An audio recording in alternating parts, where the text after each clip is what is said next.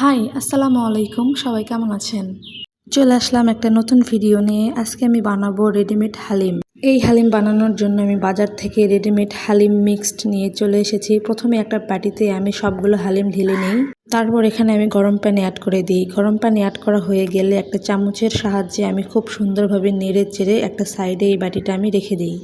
হালিম আমি আগে কখনোই বানাইনি। সেদিন আমি ইউটিউব দেখে এটা শিখেছিলাম। ভাবলাম এটা একটু রান্না করে দেখি কেমন হয়। তারপর আমি একটা প্রেসার কুকারে অনেকগুলো গরুর মাংসের পিস নিয়ে নিই।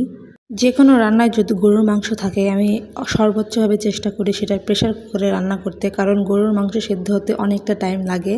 তো যাই হোক, এখানে আমি গরম মশলা, লবণ, গুঁড়ামরিচ, হলুদ, আদা রসুন বাটা, পেঁয়াজ কুচি সবগুলো উপকরণ ভালোভাবে দিয়ে দিই। তারপর এখানে আমি দিয়ে দিই রেডিমেড হালিম মশলা। আমি সবগুলো মশলা একবারেই এখানে ব্যবহার করব না, অর্ধেকটা রেখে দিয়েছিলাম। তারপর আমি এখানে দিয়ে দিই হচ্ছে তেল। সবগুলো উপকরণ আমি এখানে সুন্দরভাবে মেখে নিই। মাখানো হয়ে গেলে পরিমাণ মতো পানি অ্যাড করে দিই। পরিমাণ মতো পানি দিয়ে এটা আমি চুলায় বসিয়ে দিই। বলক আসা মাত্রই আমি এখানে আগে থেকে তৈরি করে রাখা রেডিমেড হালিমটা আমি এখানে অ্যাড করে দিই। সবগুলো হালিম দেওয়া হয়ে গেলে আমি একটা চামচ দিয়ে সবগুলো উপকরণ ভালোভাবে একসাথে নাড়তে থাকি। তারপর আমি এখানে দিয়ে দিই আগে আমি রেখে দিয়েছিলাম অর্ধেকটা হালিম মশলা, সেগুলো সবগুলো আমি এখানে এর মধ্যে ঢেলে দিই। ঢালার পর আমি আবার একটা চামচ দিয়ে এগুলো আবার সুন্দরভাবে নাড়তে থাকি।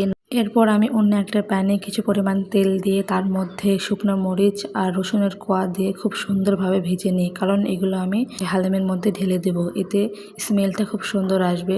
সবগুলো ভাজা হয়ে গেলে আমি হালিমের মধ্যে এই সবগুলো উপকরণ ঢেলে দিই। ঢালার পর আমি এই সবগুলো মিশ্রণটি সুন্দরভাবে নেড়ে চেড়ে হালিমটা রেডি করছিলাম। এই তো সব শেষে আমার হালিমটা একদম রেডি। এখন পরিবেশনের পালা।